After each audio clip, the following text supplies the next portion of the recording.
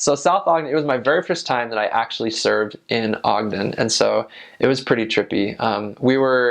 So our area, like I said, it was like a mile and a half by half a mile, just like this little rectangle in South Ogden. It was weird because like the northern half was like really really was really like inner city, like people coming and going all the time, like tons of problems, like word of wisdom issues, like all this stuff, like kind of like the bad part of town sort of thing. So like that was really like the north part of our area.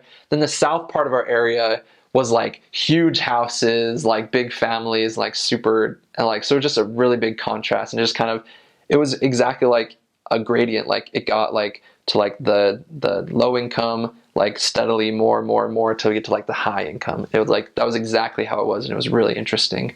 But there was a lot of again, like it was so cool because like it was so small that the members were able to get involved like nobody's business. Like it was awesome how involved the members were, and especially like the stake presidency, like the stake leaders were so on top of things, and it was really really amazing to see just like all everything that they invested in it and everything like that. It was also nice because the mission office was in our area, in that area, so like we went to the mission office quite often, which is really cool. South Ogden is obviously it's south of Ogden, but it's pretty diverse. There's a lot of teaching opportunities.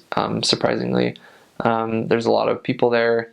It was similar to Syracuse in that there's a lot of houses and there was a lot of neighborhoods, but it was just kind of different kinds of houses and like different socioeconomic statuses as well. So it was really interesting just to kind of juggle the polar opposites really of like that's in this one stake, you know.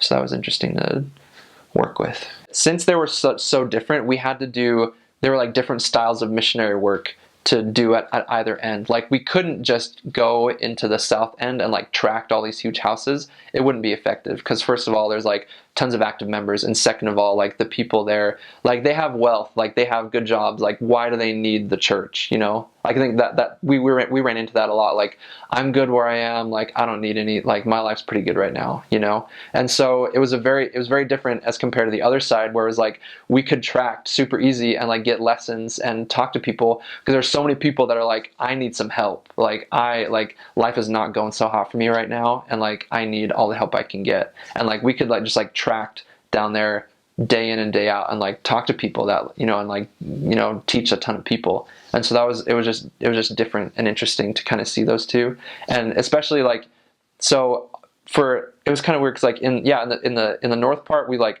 tracked around and then like find fellowships for the people that we talked to. But like in the more wealthy part, like we had to work with the members first, and then they invite their friends, and then we could teach them. So it was kind of like very different ways of doing missionary work all in one. And so yeah, so that was really really interesting.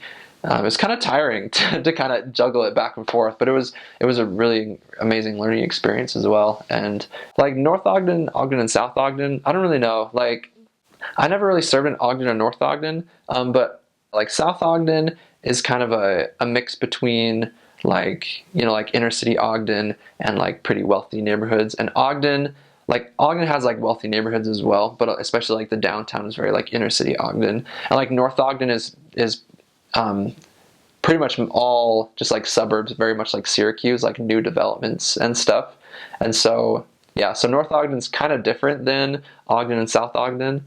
I feel like Ogden and South Ogden kind of have like half like inner city, half like pretty wealthy, but like North Ogden is just very like suburbia and like big houses and like pretty new developments as well.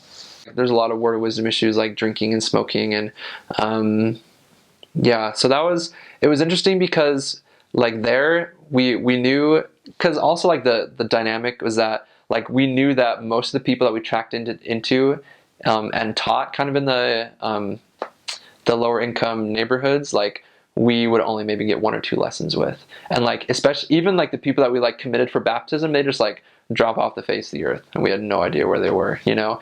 And like these, you know, it happened quite a few times actually, where like, you know, we'd like have a couple really really great lessons with people, but then they'd like get evicted from their home, or like they left, or like they moved, or like they wouldn't answer the door or anything like that. And so a lot of people, there was a lot of like people looking for welfare kind of in that area.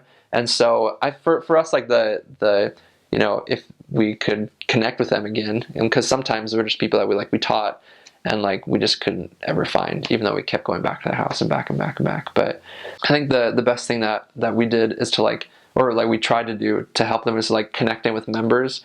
And that's really where, like, well, in both cases, like member missionaries are super important, but like for that demographic, like it's it's really important that that members like support them and like help them out, obviously, as far as like help them like monetarily and that sort of thing. Like, kind of got to be careful because people like take advantage of the church quite a lot in Ogden, but and like just like supporting them, like moral support, and just like being there for them.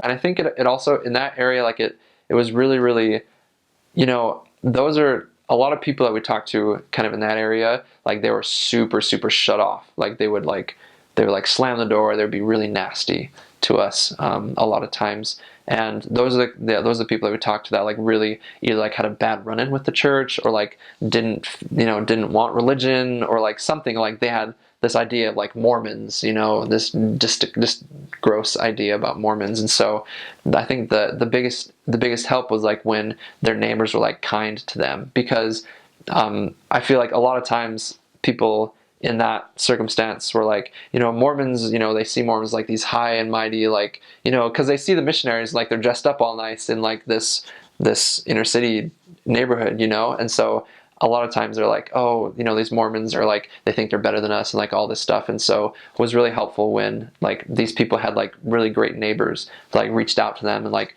that's just said like, I don't, like you live how you live, but like I'm gonna still be kind to you. Like I'm not gonna look down on you because you're doing this, or like this is happening to you. Like obviously, like I'm not gonna say good for you, but like just like being there, being friendly and supportive and stuff. I saw that was really helpful in like changing people's hearts, especially for that demographic.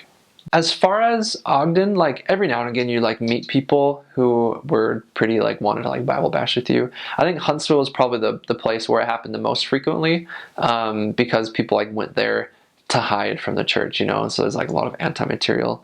And there are actually a couple of people that like started like bashing with us and like tried to convert us to their church, and it was weird. But so yeah, I think Huntsville was probably, there was a lot of that there. It was like only in like certain places, you're right, like because kind of going back to Huntsville, like there's Ogden Canyon, which is obviously a canyon, but there's like a lot of, along the road in the canyon, there's like little neighborhoods, pockets of neighborhoods here and there, and that's where a lot of the anti-people lived, because like it's practically, because there's a lot of gated communities there, and it's practically impossible to find somebody as far as like addresses go. Like addresses are whack in Ogden Canyon, and so people like went there to hide. And there's also another neighborhood called Nordic Valley that was kind of in Ogden, in the valley, but like kind of up on one side of a hill. That was like the addresses were impossible. Like the streets would curve this and that way, and like it would turn from like, how like the grid system is working, like it still had the grid system where it's like 1250 and like 320 like next to each other, and it was like impossible to find anybody. So like those two pockets, especially in Huntsville, were kind of where anti and like negative people lived. But in Ogden, South Ogden, I don't think there was necessarily like a pocket, just like every now and again. And it was surprising because I felt like there were more, well, I guess there was like an even number of anti-people in like the wealthy part and in the inner city part, so that was really interesting to see as well. Yeah.